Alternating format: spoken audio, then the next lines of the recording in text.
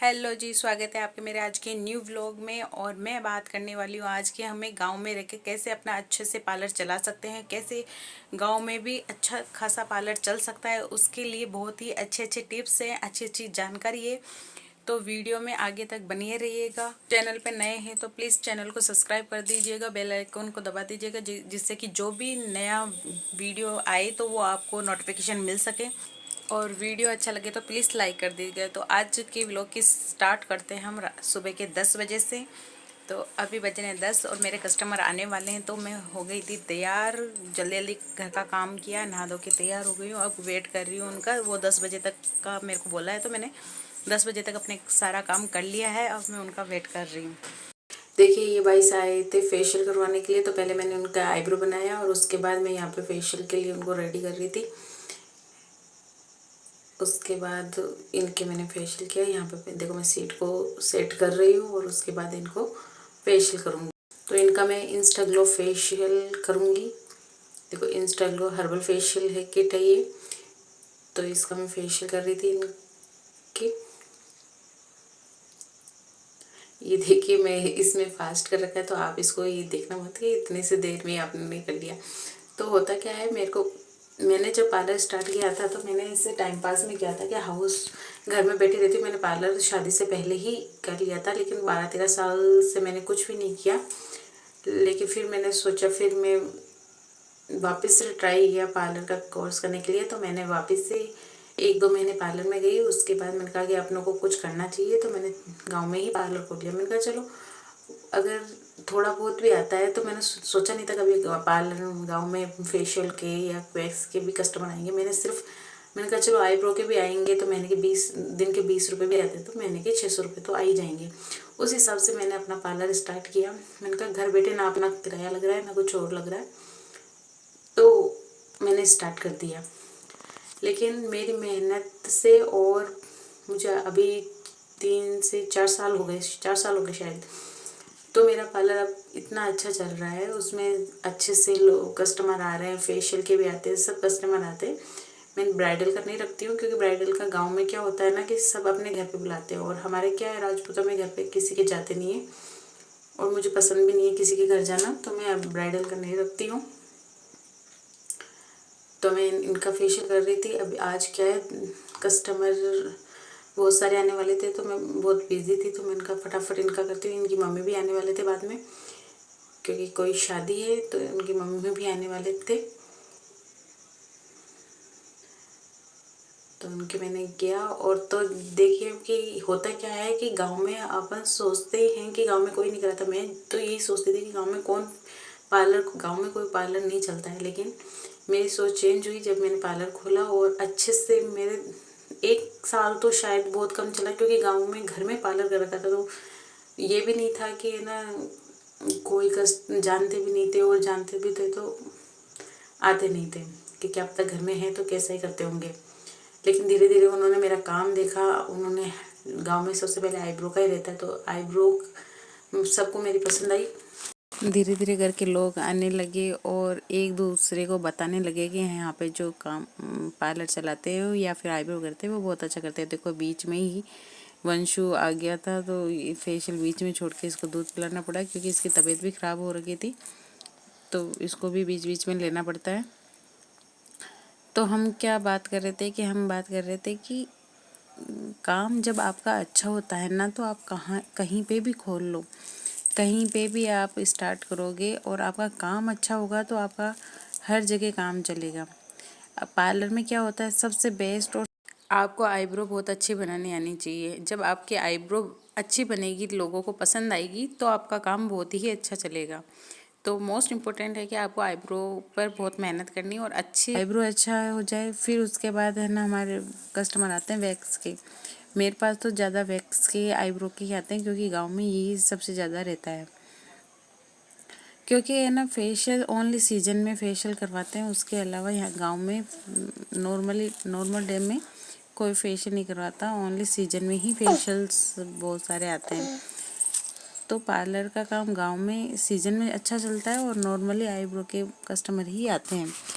लेकिन धीरे धीरे आपका काम अच्छा होगा तो नॉर्मली भी मेरा पार्लर बहुत अच्छा चल जाता है। उसके साथ मैंने अपना जब मेरा पार्लर अच्छा चलने लगा तो मैंने फैंसी स्टोर छोटा मोटा सामान रखना स्टार्ट कर दिया और धीरे धीरे वो भी अच्छा चलने लगा। तो अब मेरा फैंसी स्टोर भी है अच्छा खासा, ज़्यादा बड़ा नहीं बोल सकती लेकिन मैं, हाँ ठीक है, मेरा जितना चलता है मेरा काम चल जाता है उससे। अब मैं सब कुछ आर्टिफिशियल ज्वेलरी, जो भी लेडीज़ की कॉस्मेटिक्स होते हैं सब कुछ रखती हूँ और मेरा शॉप भी अच्छे से चल जाती है। तो मैं पार्लर को भी चला लेती हूँ, शॉप भी चला लेती हूँ और उसके साथ सिलाई भी करती हूँ। ये देखिए उनके मम्मी आ गए थे तो मैं उनकी मम्मी का फेशियल करने लग गई थी, क्योंकि ये फिर शाम को आए थे। मैंने सोचा ये आए थे शाम को, तो ये इनको मैं फेस पैक लगा के छोड़ दिया और यहाँ पे मैंने कहा 2 मिनट बैठ जाते हैं अपन भी। तो इनकी भी वैक्स करना था तो मैं इनकी भी वैक्स गरम की और यहाँ पे वैक्स करना स्टार्ट कर दिया।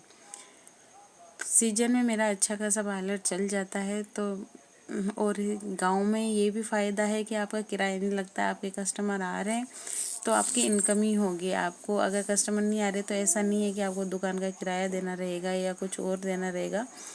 तो घर में जब हम काम करते हैं तो कोई लॉस की बात नहीं होती है, हमारा सब प्रॉफिट ही होता है। लॉस इतना ही होता है कि अगर कस्टमर नहीं आ रहे तो आप की मेहनत का ऐसे लगता है कि चलो भले किराया ना लोगे लेकिन इनकम को तो सबको चाहिए होती है। तो बस ये रहता है, लेकिन है ना, आपका कोई भी इन्वेस्टमेंट फालतू नहीं जाता है। आप जितना ला करते हो वो सब वसूल होता है गांव में। और घर में अगर आप कर रहे हो तो घर में सबसे अच्छा है घर में करना।